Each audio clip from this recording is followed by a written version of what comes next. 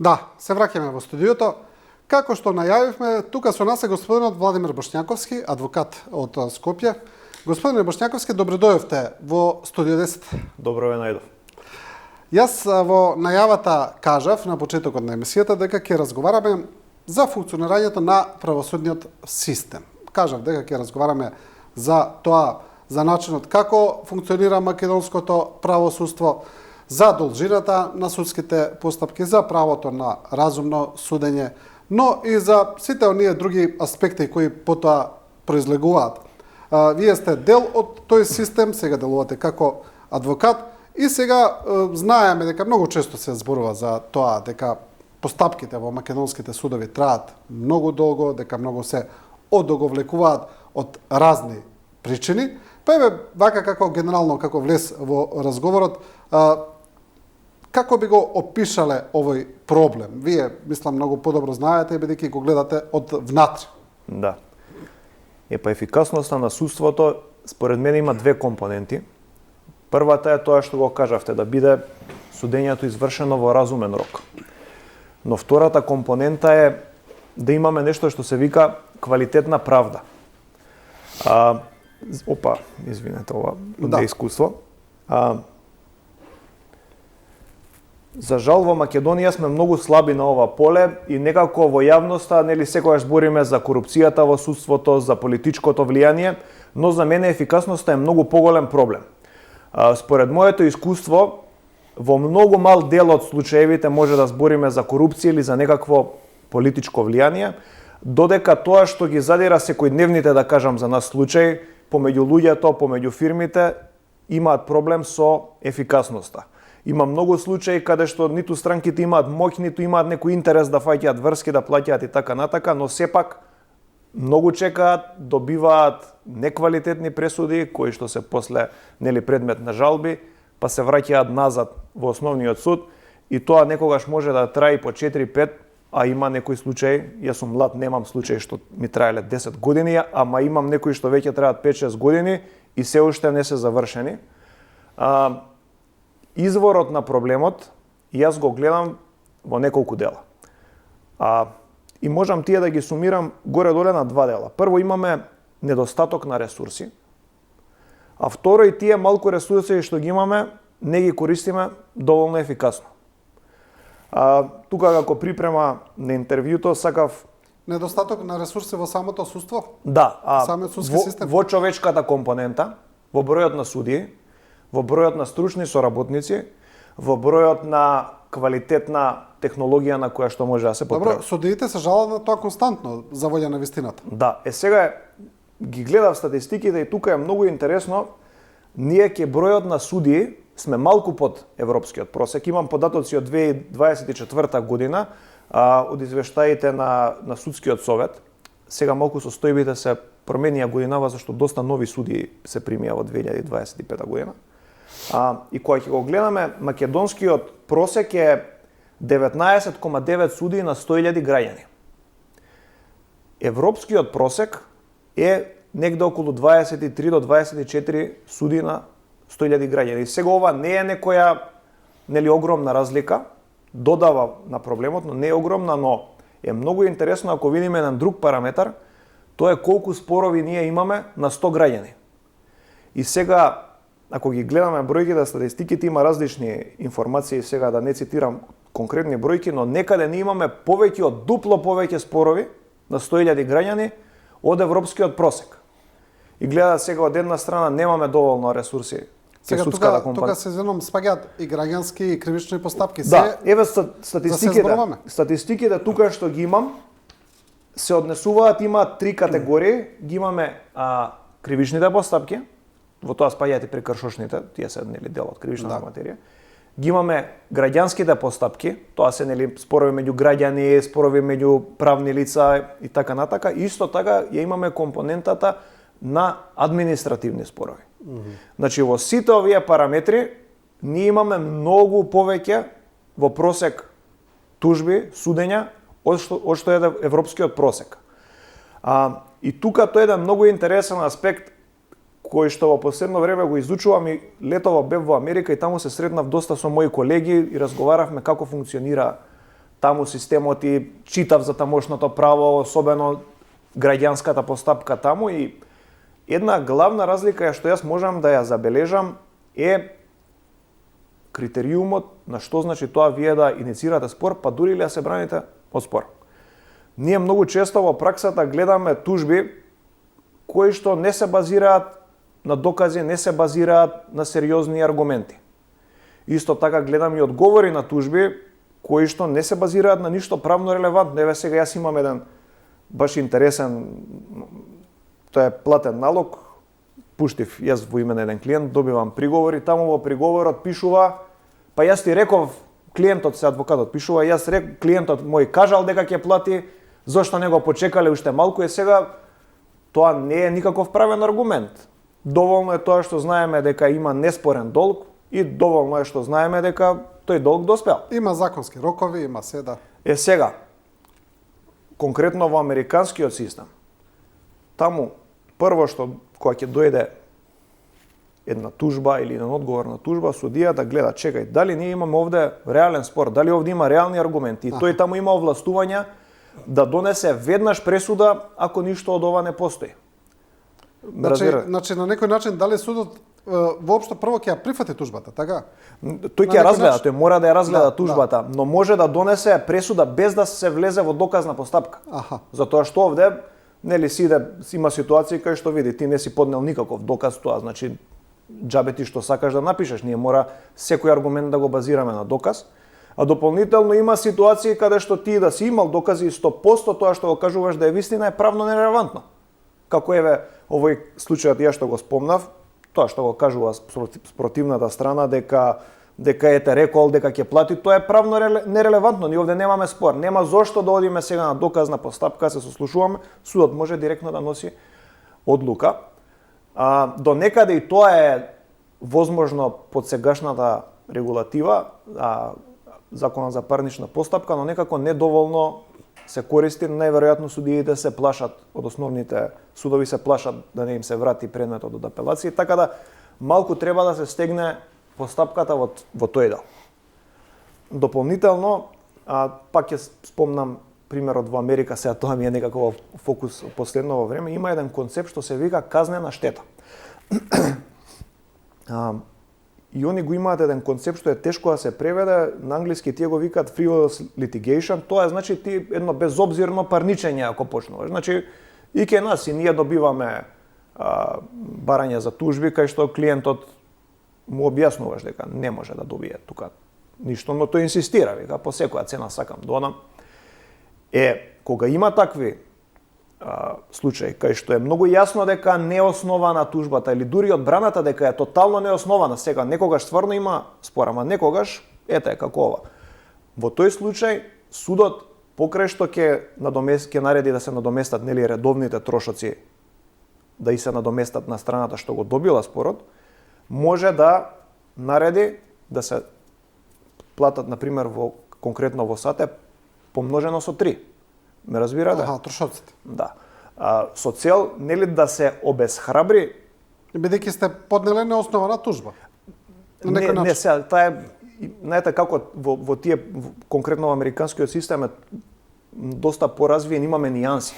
Не е секоја неоснована тужба, да кажам грубо неоснована. Ме разбирате? Негде на вистина има спор, на вистина има недоречености. На пример, борбава е 50-50 шансите се, или не знам, 70-30. Ама има случаи кај што 100% е предметот неоснован. Или одбраната е 100% неоснована. Во тој случај, тие луѓе, странки кои што го оптоваруваат судот, треба да се наметнат одредени механизми, да се ослободи судот од такви предмети, а за сметка на тоа да почнеме тоа што се спомнува и во европските извештаи и во други извештаи, ние сме свесни на тоа, повеќе да се оди кон тоа алтернативно решавање на споровите, како што е, например, медиацијата. Да.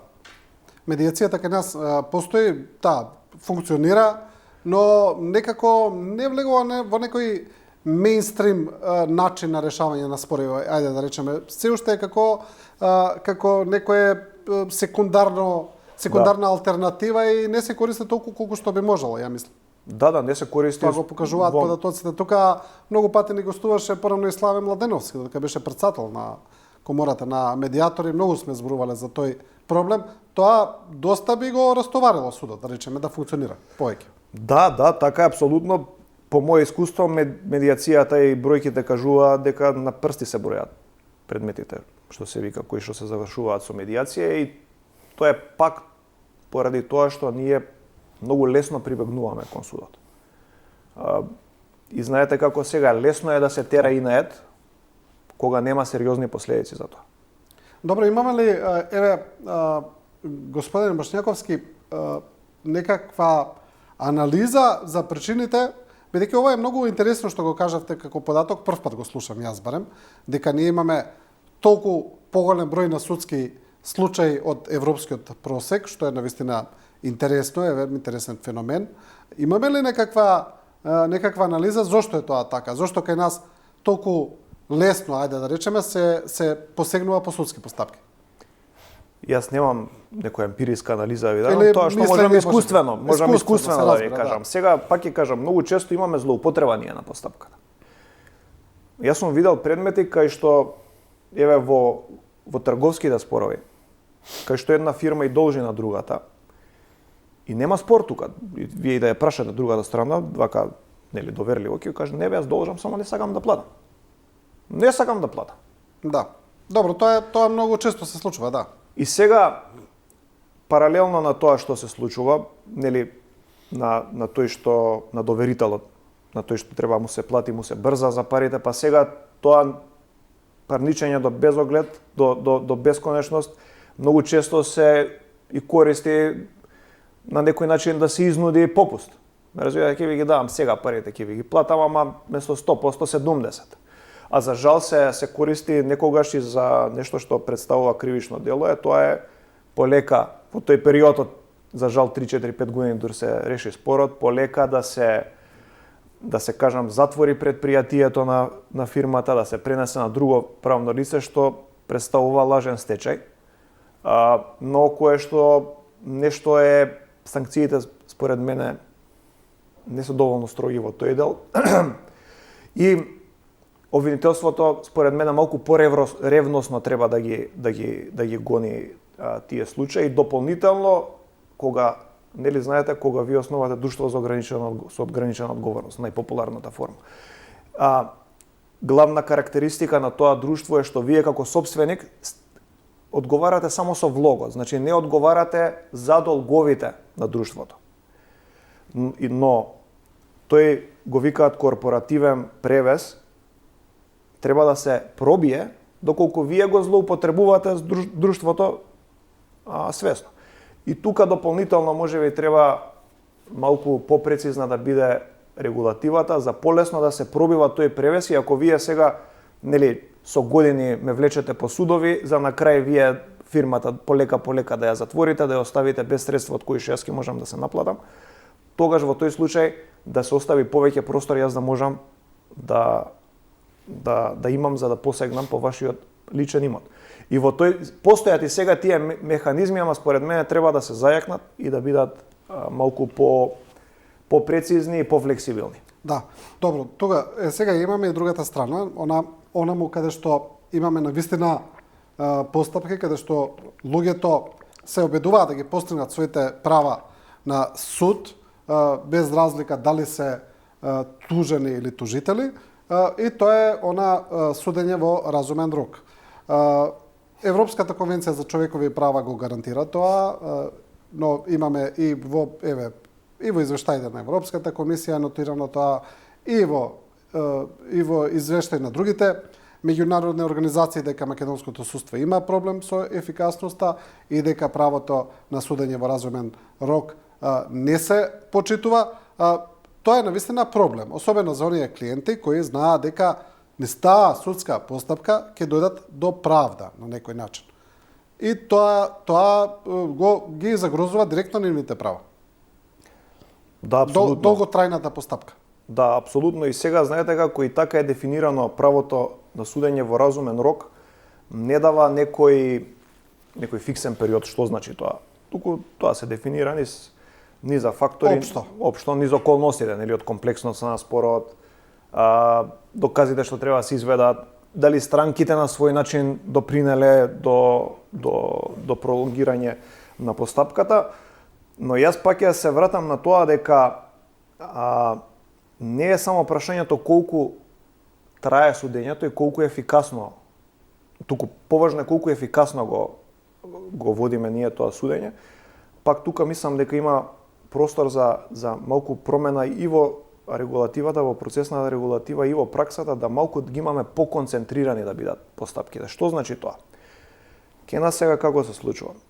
Имате подготвителниот дел на судењето, е тој каде што ние треба да ги презентираме нашите докази, да ја предизвикаме надлежноста на судот ако има простор за тоа и така натака.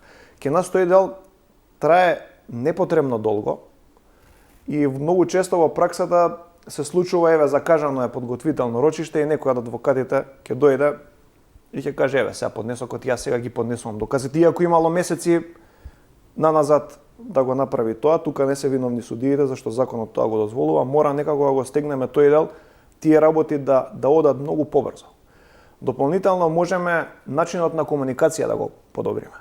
За многу работи кои што се дискутираат пред судот, не е потребно да се одржи физичко рочиште.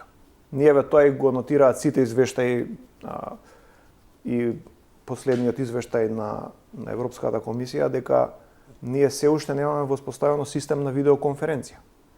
И многу често мене ми се случува да треба да патувам до Берово, до не знам, до Охрид, каде што еден правец е 2,5-3 часа возење, за да присуствувам на рочиште кое што е 15 минути, кое што многу комотно можело да се изведе со видеоконференција, значи некогаш мора да имаме физичко судење, ако имаме сведоци на пример.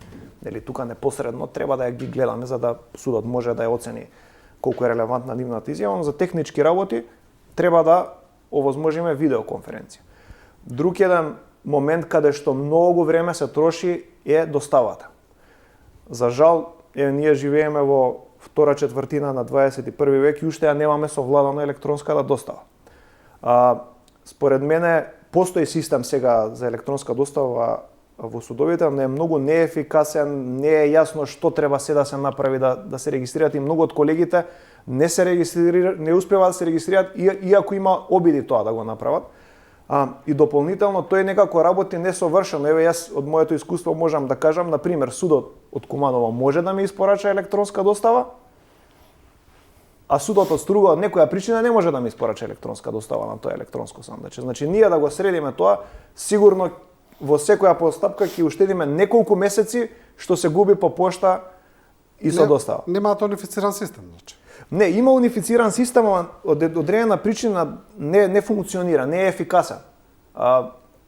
Во одредени моменти од нејасни причини потврдува. Да, зошто не би функционирало, значи зборуваме за праќање на мејл. Не е тоа баш мејл, него вие имате специјално електронско сандаче во кое што се логирате со електронски потпис. Добро. И таму вас ви стигаат поканите, пресудите, жалбите и така натака. Да. Проблемот е што многу колеги уште не се регистрирани, не по нивна вина, туку е нејасен, за многу луѓе нејасен начинот како ти сега да го активираш, па треба да одиш во Врховен суд да пушташ поднесоци, па не знам како го обновиш сертификатот, ајде тоа уште од почеток, уште една недела, а тоа мислам е стварно непотребно. И мислам дека ако го решиме тоа, навистина многу време ќе заштедиме и ќе бидеме сите побрзи, што видите сега со традиционалната достава. Прво, еве сега јас да ја пратам поштата, така некој треба да земе да пишува плико, писмо, па треба да оди во пошта, па да чека ред, па да го прати, па тоа сега да стигне до судот, и исто така обратно. Ако имаме електронска достава, буквално само се подпишува со електронски подпис и се пушта. Значи, згора на тоа и поштата не функционира. И згора на тоа поштата не функционира. И сега видете, вие за еден допис што се вика да пратите, вие најмалку 20-30 минути губите во технички работи.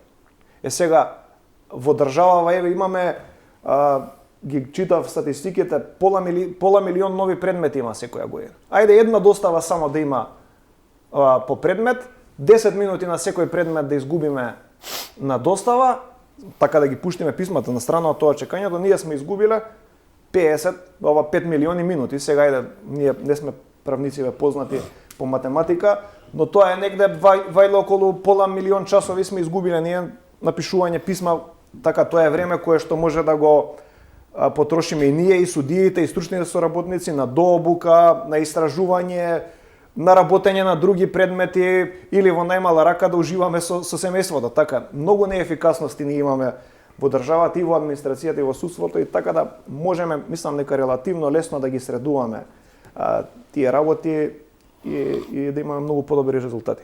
Да, ајде вака малку по-конкретно. Сега кога зборуваме за ефикасност судство, ефикасност на постапки, една од постапките која е во жижа на јавноста, тоа е предметот за случајот Пулс во Кочани, и веднаш штом почна судењето и преда почне, имаше и доста ваши колеги и други експерти укажуваа на тоа дека обемноста на постапката или начинот на кој што се води процесот или начинот на кој што е поставено обвинението, дека не гарантира дека постапката ќе се заврши брзо.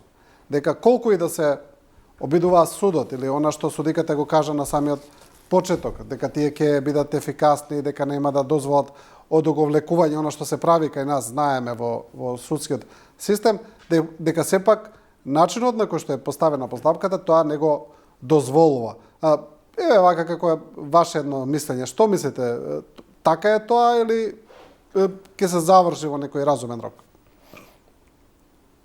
Судејќи според праксата сега зборуваме. По дефиниција, предмет со повеќе учесници сегогаш е покомплициран. Во најмала рака треба за секој еден учесник треба во најмала рака едно дополнително сослушување да направите, освен ако не реши лицето да се брани со молчење. Но во овие случаи најголемиот проблем е секогаш одлагањето на рочиштата поради неприсуство на адвокати, странки и така натака. Не знам од која причина обвинителството одлучило да го гони предметот во толкав обем. Јас и кривичното право не го работам на редовна основа, но како што гледам предметот прогресира и ќе го решат. Сега дали тоа ќе биде за 3 месеца, 6 месеца, година дена, но ќе го решат. Не е прашање дали нема да го решат. Не, дека ќе се реши, но време траењето е прашање. Време траењето во овој контекст се става во конотација, барем јас би го ставил во конотација со мерката притвор. И доколку тоа судење малку повеќе би траело, не би било проблем доколку се искористат некои алтернативни мерки за обезбедување на присуство. Затоа што видите сега ако тоа судење трае со години, се луѓето вие ги држите колку и сега дали се тие виновни или не навлагам на тоа, но не е во ред некој кој што не е правосилно осуден со месеци години да седи во притвор додека го чека исходот на судењето. Така да не е нормално, голем предмет е со многу учесници, нормално е да трае подолго и треба да се гледа да не се злоупотреби тука правото односно да не се злоупотреби траењето на притворот и да се доведеме во ситуација кај што и доколку тие луѓе бидат осудени да испаднат пак жртви поради тоа што биле неосновано долго држани во притвор. Да, вие колку што видов на социјалните мрежи се реагиравте на некој начин околу еден аспект на ова, а тоа е што имено родителите, оние кои што се разбира најпогодени во трагедијата, често алудираат на бранителите на обвинетите, на адвокатите. Именно тие директно ги напаѓаат нив, зошто прифатиле да ги бранат и така натаму. И за волја на вистината ова не е прв пат ова да се случува и во други, ајде да речеме, високопрофилни случаи кои биле во интерес на јавноста, го имаме истиот феномен, истото прашување. Зошто некој адвокат прифатил да брани некој? Дали тука во јавноста генерално работите не се добро баш објаснети како сето тоа функционира? Да. Пред се сагам да кажам дека јас длабоко сочувствувам со родителите и со сите луѓе што загубиле пријател, роднина и така натака, и за мене лично тие денови беа едни од најлошите во мојот живот, од причина што некако во нашата држава можеби многу работи не функционира, ама барем го имавме оној аспект на забава, на социјален живот, што некако после Кочани го изгубивме, зашто на никој веќе не му е сеедно. И еве јас и лично не сум сигурен кога идам на некои места за забава, ете, тоа создаде некоја колективна фобија кај нас, но апелирам родителите да сватат дека доколку сакаат да ја добијат вистината и доколку сакаат да добијат правда, тоа не може да се случи преку процес кој што е нефер и кој што е неправеден. А доколку никој не се нафати да ги брани тие луѓе, нема да може да има судење. Тие ќе мора да ги ослободат. Како? Затоа што правото на бранител е едно од фундаменталните права на една демократија и генерално и да не е демократија и во авторитарни системи, вие имате право на адвокат. И да имате право да ја кажете вашите аргументи и да се браните по секоја цена. И тоа не постои само за да ги заштити тие што се обвинети. Ако ние имаме изнудена пресуда, ако не им дозволиме на луѓето да се бранат, како ние ќе ја веруваме во таа пресуда? Така, тогаш таа пресуда секој ќе може да ја стави по знак прашање. И поради тоа апелирам до родителите да не прават притисок врз колегите, прво затоа што тие луѓе само си ја вршат својата работа, нивната должност е према нивните клиенти. Но дополнително, ако продолжат со ова, ризикуваат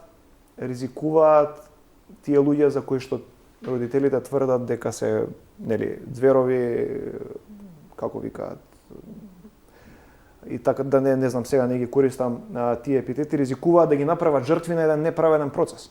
Зашто веќе сега одбраната е под притисок и веќе се поставува прашањето колку е тој процес фер, ако бранителите стравуваат за својот углед, па да не збориме стравуваат за својата физичка безбедност. Значи, тука ги ставате бранителите во една ситуација да стравуваат и да не можат со полн капацитет да ги бранат своите клиенти.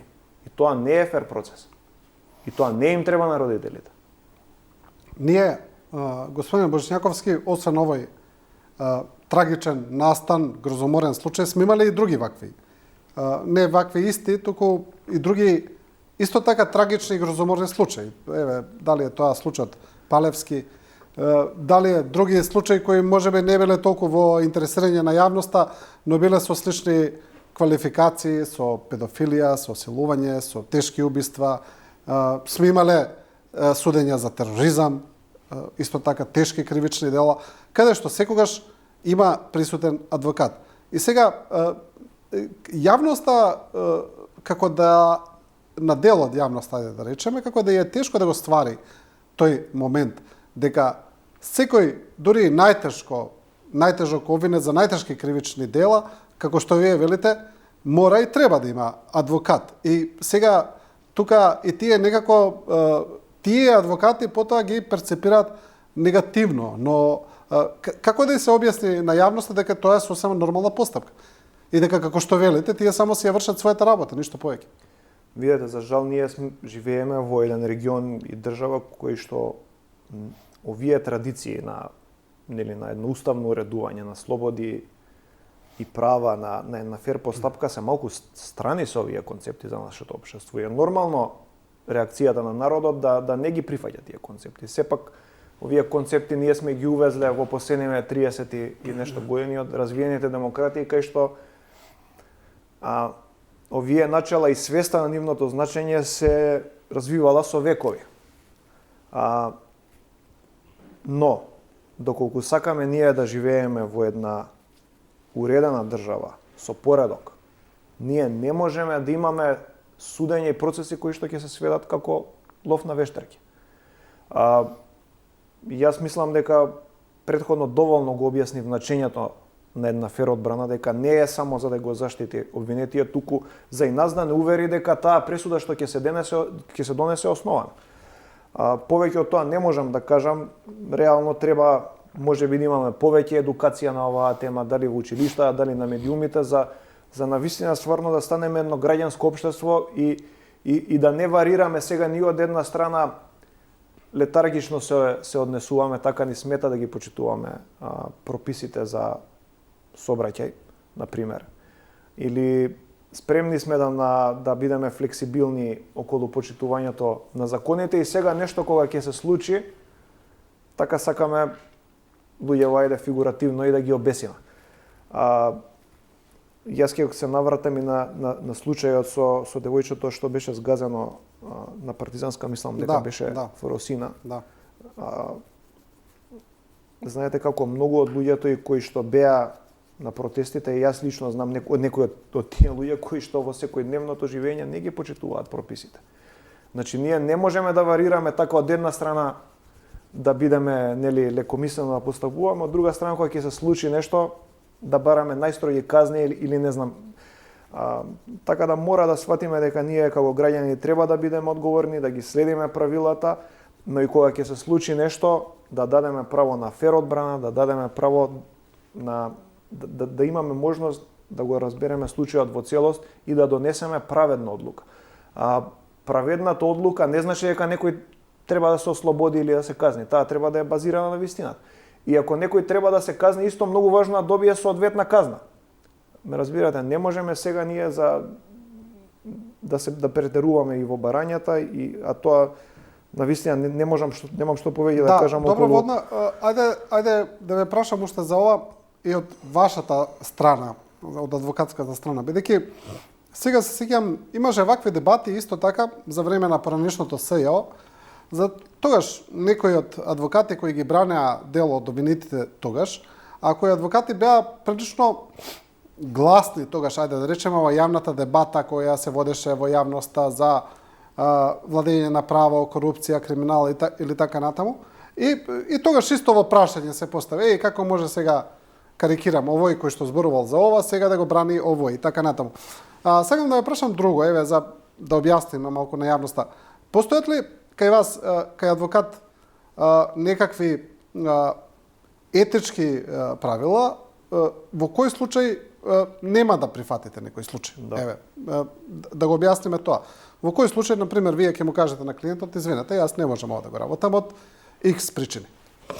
Вака, ние имаме кодекс на етика, но и тука, во развиените, ајде пак Америка ќе се вратам, ке нас кодексот на етика е релативно краток документ во развиените држави, особено од англосаксонското подрачје, таму се томови напишани за етика, но се сведува на еден принцип дека вашата главна обврска е со сета своја сила да го браните вашиот клиент. Да, но ќе кажам поентата. И таа етика малку се разликува од тоа што вие како граѓанин, етиката што како граѓанин ја имате сега. Нормално е дека ние ако силувал некој треба да го осудиме и да добие казна, ама како адвокат вашата прва врска е тој човек да го браните со целата своја сила. И следствено на тоа, кога единствено треба да одбиете мандат, да одбиете да застапувате некој, кога сметате дека нема да можете да го браните со целата своја сила, некогаш зашто сте презафатен, ама некогаш за тоа што тоа кој што тој се сомнева дека го сторил е многу спротивно на вашата свест, да кажам, на вашиот морал и сметате дека ќе имате резерви да го браните тој човек. И само во тој случај треба да се одбие. Не можеме да кажеме ако некој се е осомничен за најгрозоморното дело. Прво тој не е осуден. Значи тој е осомничен само. Не знаеме ние со сигурност дека е. Така да ние не можеме да имаме предрасуди, не можеме да кажеме дека сега јас овој човек не го бранам, тоа не е во ред според мене еден адвокат да го каже. Значи тоа се тие случаи кога не сте сигурен дека ќе ја бружите својата одбрана максимално, ајде да речеме со други зборови. Да, тоа е главното начало. Тоа е главното начало. Да. Па добро, за тоа и се вика адвокат бранител, еве за јавноста. Господин Бошњаковски има исто сега малку ќе излеземе од генералните рамки на функционирањето на правосудниот систем, се разбира владењето на правото, тука лепде е цело време како тема, бидејќи вие имате доста и публикации кои сте ги пишувале и кои се малку и пошироки, ајде да речеме, а тоа е во поглед на прашањето за враќањето на луѓето во Македонија. Нешто што сега се политизира, го користат власта и опозицијата за меѓусебни препукувања. Ние нема да навлеземе во тие политички аспекти, туку генерално за тоа што држава пружа како простор за делување. Дали се реални тие, ајде да речеме, повици на луѓето да се вратат, дали се тоа иселеници од тука кои отишле во странство, или на луѓе кои живеат надвор, или да речеме кои се онака колоквијално странци, кои би дошле да живеат во Македонија. Во одредена мера реален е фактот дека има зголемен интерес на луѓе од нашата диаспора да доаѓаат да живеат тука, но исто така и од странци. Сега не звучам дека фаќам некоја страна, ја не викам дека сега со полни авиони доаѓаат, но постои тој тренд и може да го зголемиме. Главните причини за тоа се тука локални, ама и генерално во развиените земји. Прво, Македонија со сите своји проблеми е мала држава, кај што луѓето се познаваат, кај што има еден пријатен живот, барем во таа социјална сфера. Има своји природни убавини и е финансиски многу достапна за многу луѓе. Ние сме реално во Европа една од најефтините земји за живот.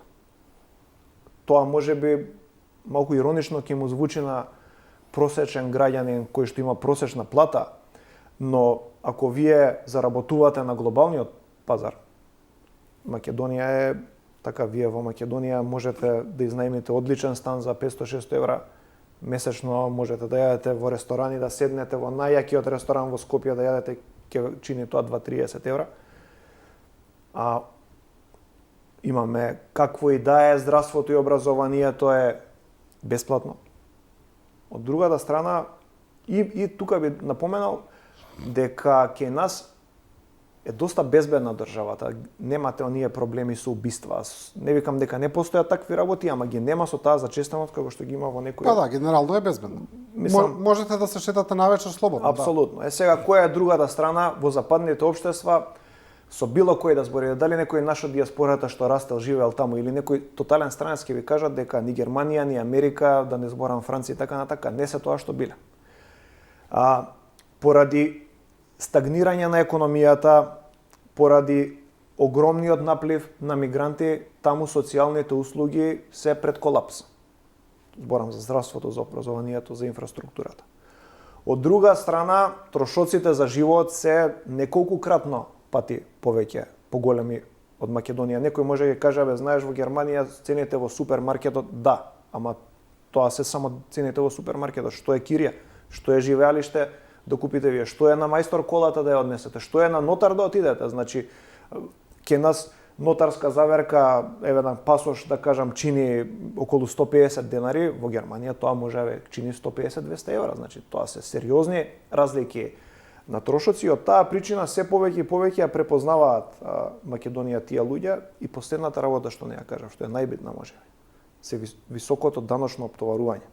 Јас ќе го кажам тоа со конкретен пример. Имам еден клиент од Германија кој што од Хамбург дојде да живее во Кавадарци и јас му основа фирма, договор за закуп направивме, сметководството го наместивме, или го сетапиравме, му извадив дозвола за престој и после тоа му викам сакам да дојдам во Кавадарци еден ден да се дружиме, да сватам зошто некој од Германија би дошол да живее во Македонија. И сега тој ми кажа, баш тоа ми кажа, бе, ми вика, ти сега ќе ми кажеш Македонија не чини, не функционира здравството, не функционира. Ама вика, во Германија исто не функционира. И во Германија исто со месеци се чека за некоја операција, што не било пример пред 10 години. Сега, разликата кај е? Во Германија јас плаќам 60% данок, во Македонија плаќам 10% данок. И сега, тоа лице, тие дигитални номади кои што не се врзани, нели физички за да мора да идат на работа во фабрика или во некоја канцеларија, многу подобро им е да дојдат во Македонија, затоа што парите што ќе ги заработат се исти, ама да ночната стапка во споредба со Германија, така, мислам, 6 пати поголеми се таму на ночните стапки. На крај на месецот ќе ви остана многу повеќе пари. А дополнително и трошоците се ниски. Сега вие кога заработувате, кога имате такви примања, вас не ви треба државното здравство. Не ви треба државното образование, така сите тие работи може да ги купите приватно. И од таа причина ја препознаваат луѓе Македонија. Ние доста работиме како што спомнавте, со организација од диаспората, еве да спомнам и Обединетата македонска диаспора и ги поздравам тука нивните напори за да привлечат уште повеќе луѓе од диаспората и ги поврзат со државата. И тука преку нив гледаме еден голем интерес за македонски државјанства на луѓето од диаспората. Дел од нив нели се од емоционални причини, но дел од нив сакаат да имаат таа алтернатива, не знаат во која насока ќе се отидат политичките случувања во тие држави. Еве не знам колку нашите граѓани пратат што се дешава во внатрешната политика во Америка, со АЙС во Минесота. Тезнично е. Не се тие држави тоа што биле некогаш. И тука е наша прилика е ова да ги привлечеме тие луѓе да дојдат. Не само наши иселеници, туку луѓе од целиот свет. Тука би спомнал дека имаме ние и се поголем интерес на пензионери да дојдат да се пензионираат во Македонија. И тоа што е интересно што тие луѓе не се поврзани никако со Македонија. Најинтересен пример мене ми е едно семејство, тие се американци, но по потекло се од Филипини. И тие ја најдоа Македонија и за нив ете мала земја, ефтина, безбедна, мултикултурна, нема традиција на расизам, така и тука се тие дојдени пресрекни се. Предобро име. Тука сакам да апелирам до властите да укажам на тоа дека малку нашата регулатива е ригидна кога станува за дозвола збор за дозволи за престој за пензионери. Нешто кое што државите околу, особено Албанија, се многу понапред. Ние сега на еден пензионер што ќе дојде од некоја држава за да му извадиме дозвола за престој, треба да направиме 300 правни гимнастики за тоа да добие таа дозвола за престој. Можеби сега нас ни одговара нели повеќе работа, ама многу луѓе не сакаат тоа да го прават. Не сакаат да идат низ комплексни процеси и за тоа треба да направиме одредени критериуми кои што ќе им дозволат на тие луѓе многу полесно да дојдат тука. Да, па имаме примери, на пример, тоа сме го читале дека пензионери од Германија одат цела зима живеат на пример во хотели во Турција, каде што тие хотели преку зима не се користат, им одговара и на хотелите, тие едноставно својата пензија ја префрлуваат таму, се живеат цела година, поевтино име, се живеат на море и така натаму. Македонија би можела да направи нешто слично, зошто да не? Јас имам информација од нашите дипломатски канали дека во Албанија има 30.000 пензионери во Албанија има 30.000 пензионери италијани. Да. Истиот принцип. Сега тие не се најбогатите луѓе во Европа, најверојатно не се ни најбогатите во Италија, затоа што ти идат Монте Карло, идат Мајами, Флорида. Да.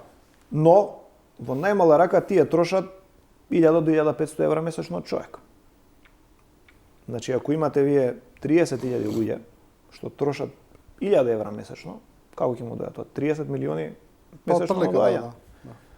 И сега по 12 месеци тоа е сериозен приход што влага во државата, а тоа е приход кој што е резултат, тоа е буквално како увоз да прави, како извоз да правите буквално. Така за тоа што што извезувате практично ништо. Така тоа се како free money викаат, како тие луѓе не конкурираат за работните места, така не прават притисок на пазарот на труд. Тие луѓе не отвараат некои фабрики да загадуваат, така да испуштаат гасови дополнително. Сите тие, ако нешто им се случи здравствено, ќе одат во своите матични држави да се лечат, така не прават ни притисок на здравствениот сектор. Ние не мора да им даеме здравствено осигурување тука. Така и дополнително во некои држави кога ќе примат така поголема група на луѓе се јавува еден притисок на пазарот на недвижности. Но ке нас тоа мислам дека нема да биде случај од причина што еве пописот покажа дека во Македонија има 300.000 празни живеалишта. Што значи ние имаме и кај да ги сместиме тие луѓе и сега тој што има стан што не може да го издаде, така ќе си има некој дополнителен приход. Да. Тие луѓе ќе одат во ресторан, ќе јадат, ќе купат нели во бутик нешто во супермаркет дополнително, не само што ќе седат тие тука, ќе им дојдат деца, некои роднини, така и ќе развижиме економијата многу лесно без за тоа да имаме да платиме некоја цена во работни места или во загадување или слично. Да, тие луѓе едноставно ќе трошат пари. Пред самиот крај уште еден аспект има, тоа е дека дел од представниците на диаспората која беа на средба со премиерот Мицкоски побара да се олесни начинот на добивање на македонско државјанство. Имено имаме случаи каде што и деца на македонски државјани кои не се родени во Македонија, туку во странство, не може да станат државјани поради тешките процедури тука за добивање на државјанство, и тие побара тоа да се олесни. Кој е вашето искуство со тоа? Вака, постапките за државјанство или се многу лесни или се многу тешки. Ако некој е дете на двајца македонски државјани, релативно лесно и брзо ќе добие државјанство без проблем. Ако еден од родителите е државјанин на тоа дете е над 23 години, треба да пројде низ постапка на натурализација, која што знае некојаш долго да трае, ама ќе го добие. И сега имаме ние проблем кај луѓето кои што се етнички македонци, ама немаат правна врска со државата. Јас летоска бев во Детройт на еден настан на обединетата македонска диаспора и таму запознав многу луѓе, некои од нив се пета-шеста генерација, тоа беше фасцинантно. Пета-шеста генерација во Америка кои што го одржале македонскиот идентитет, но потекнуваат од Егејска Македонија. И тие, ако се македонци, немаат правна врска со државата и немаме начин како да им извадиме државјанство. И тука треба да се апелира да малку да го смениме моделот на државјанство, добивање, за да им овозможиме некаков пат на овие луѓе да стекнат државјанство, зашто многу од тие луѓе многу си ја сакаат Македонија и многу од тие луѓе се многу успешни луѓе таму и малку дел од својот бизнис тука да го пренасочат или да не поврзат со тој свет таму. Некои од нив се и блиски до тамошните носачи на одлуки на политичарите, значи една таква офанзива би значело многу за нас и од финансиски аспект и од политички аспект. А имаат ли интерес? Дали сакаат? Имаат. Јас сум изненаден. Мене нормално сега ние кога растеме тука ги гледаме само црните работи во државата. И сега секогаш како викаат она, секогаш треба да е позелена на другата страна од оградата. Има интерес и тие припознаваат, прво ја припознаваат таа емотивна врска имаат со државата, но како што ви кажав, од се повеќе и повеќе од прагматични причини сакаат да добијат државјанство. Еве тука ќе спомнам еден многу интересен аспект на оваа работа. Знаете, сите сме слушале колку се високи трошоците за високо образование во Америка. Вие сега детето таму да го школувате, нема да претерам, може да кошта $500,000. Тоа и за имот на американска фамилија, тоа не се малку пари. Таму платите се високи, ама не се во милиони. Сега, ако тие деца нашинци таму од диаспората добијат македонско државјанство, тоа им отвара пат, ајде што можат во Македонија да студираат, но исто така познато е тоа дека врз основа на билатерален договор студенти од Македонија можат да студираат во Словенија без да плаќаат школарина за тоа. Со добивање на државјанство нив им се отвара тој пат да студираат во Словенија. Мислам дека и Хрватска сега има таква програма. Значи од различни аспекти тие имаат интерес да го стекнат државјанство. Да. Добро, господин Бошњаковски, ви благодарам за ова гостување. Фала многу на поканата. И со ова гостување на Владимир Бошњаковски адвокат го завршуваме и ова Студио 10. Почитувани, ве благодариме на вниманието и на довербата и останете со програмата на Телевизија 24.